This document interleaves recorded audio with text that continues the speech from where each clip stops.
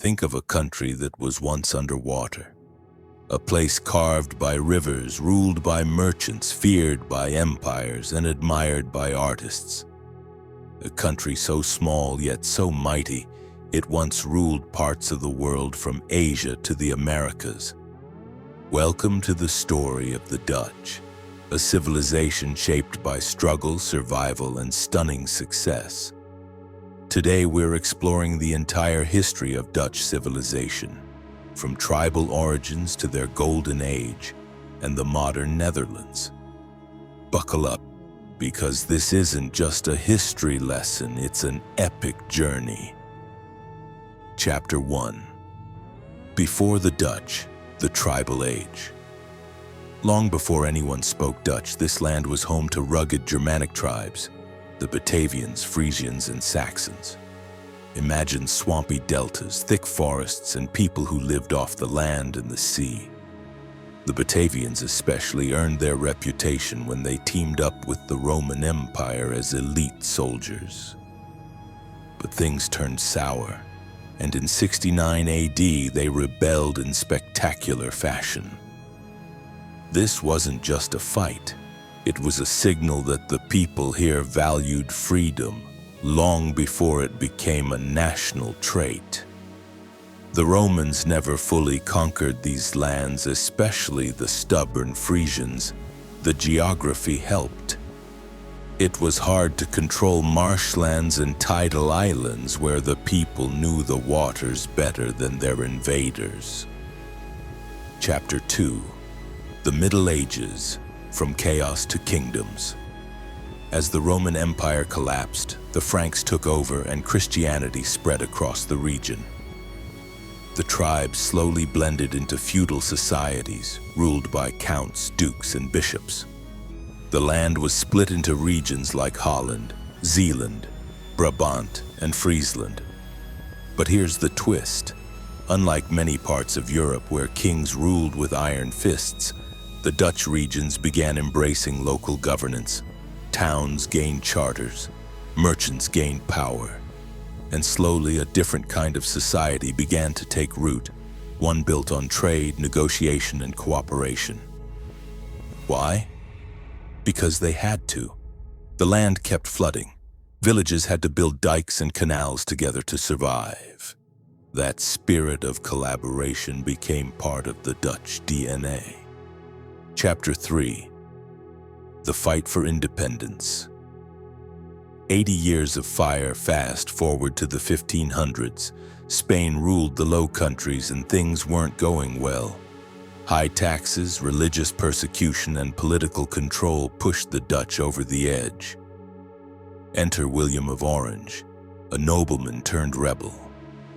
Under his leadership, the Dutch launched one of Europe's longest wars of independence, the 80 Years' War.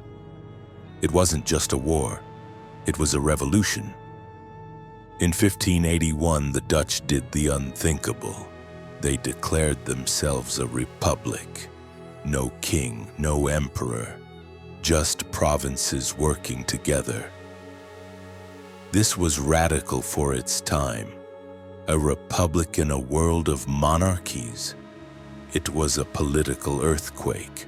Chapter 4. The Dutch Golden Age, a tiny nation rules the seas. And then came the 17th century. Boom! The Dutch Republic exploded onto the world stage. Their ships circled the globe. Their cities, Amsterdam, Rotterdam, became the centers of banking, science, and culture. They built the Dutch East India Company, the world's first multinational corporation. Think of it like the Amazon of the 1600s, but with cannons and colonies. Artists like Rembrandt and Vermeer turned everyday scenes into masterpieces.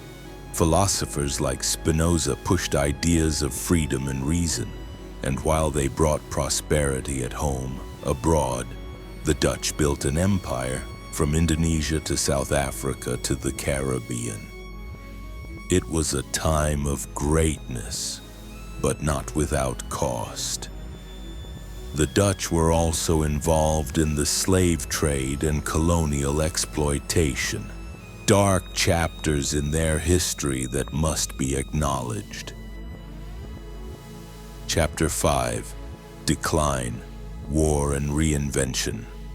As empires do, the Dutch eventually faced decline. Wars with England and France drained resources. Then came Napoleon. In the early 1800s, the French took over, ending the Republic. But after his fall, the Netherlands re-emerged, as a monarchy this time. King William I took the throne, and the country slowly rebuilt itself. In World War II, the Dutch suffered under Nazi occupation. Anne Frank's story became a symbol of the tragedy and resilience of that era. After the war, the Netherlands transformed again, this time into a modern, peaceful democracy. They decolonized Indonesia and Suriname, built a world-class economy, and became global leaders in technology, sustainability, and human rights. So, what the Dutch teach us? The Dutch story is one of extremes: water and land, freedom and control, wealth and suffering. They've faced floods and tyrants, built cities below sea level, and created a society known for tolerance, innovation, and art. From rebellious tribes to maritime giants, from independence fighters to modern peacemakers, the Dutch have always punched above their weight. And maybe that's the real lesson here. That size doesn't define greatness. Resilience does.